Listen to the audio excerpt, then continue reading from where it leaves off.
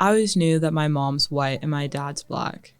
I learned I was a combination of those things. I learned that if you mix a peach crayon with a brown crayon, you would get something that kind of looked like me. My whiteness afforded me the privilege of going through a lot of the rest of my childhood not thinking about my race so deeply. I learned about the Jim Crow era, the Ku Klux Klan, slavery, and how racist and horrible the world was. Or is. I never knew being black was something that would hurt you so bad until I was 10. I was at my best friend's house watching TV. Well, it looks like you've got yourself a problem. Her mom and aunt came in and changed the channel to a trial. Go ahead and bring him in. The George Zimmerman trial. Please be seated.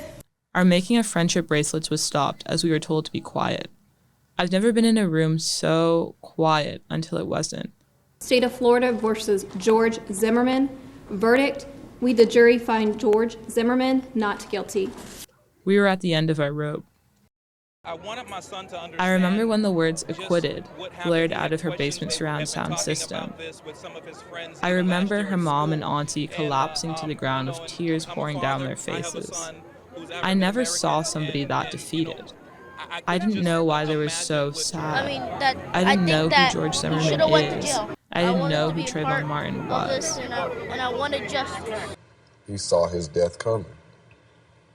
The screams got more franticer, and at that second that we heard the shot, the screams just completely stopped. 7 years later, my little brother was the same age I was then. He was me, and I was her mom and auntie.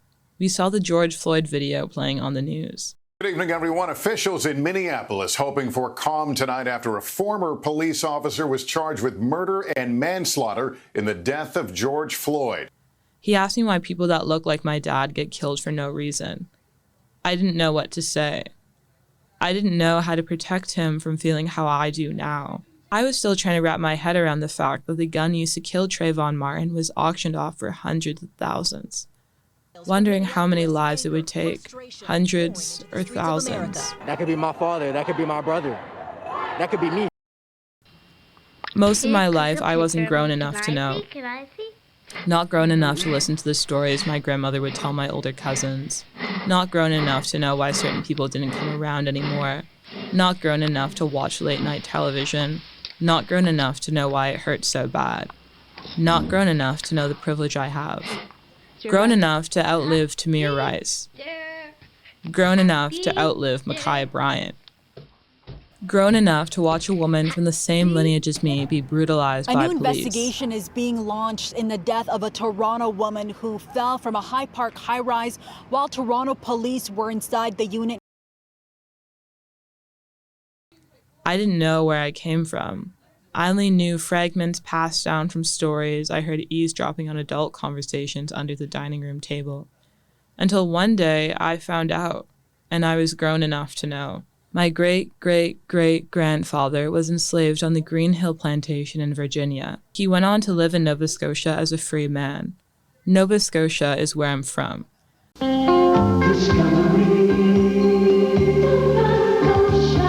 Where the first race riot in North America happened. The rhythm of the night. Where my great-grandmother's home is replaced by offices. The entertainment. Where my ancestors joined the Black Construction Battalion.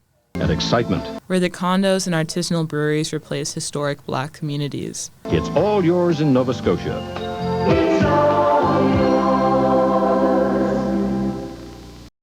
I grew up talking to my grandmother every day. Can you hear me? Yeah, I can. She would talk about herself at my age. She would talk about Africville, North Preston, the North End, Hammonds Plains, Beachville, Cherrybrook, the families that came from there.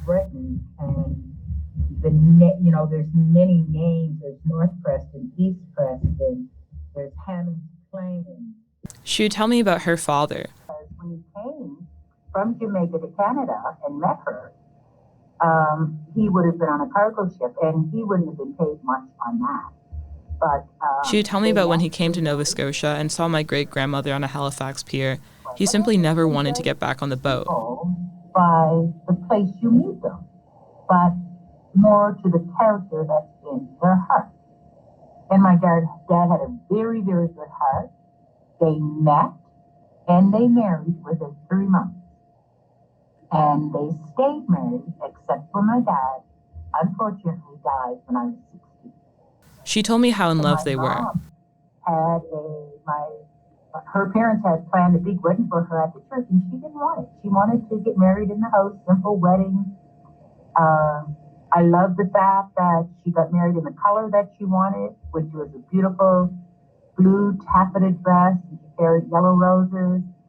And she married my father in this home where we live right now, because that's the way they wanted it. She has all her parents' love. But their love story was definitely a nice love story, and it's valued in my heart and my life, and I continue to thank God for the parents that I have. On the same pier her parents met, we eat ice cream, and she tells me the stories for the 1,000th time.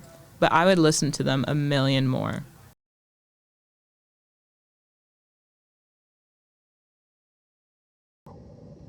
Wow, period. And that is a period on the end of that.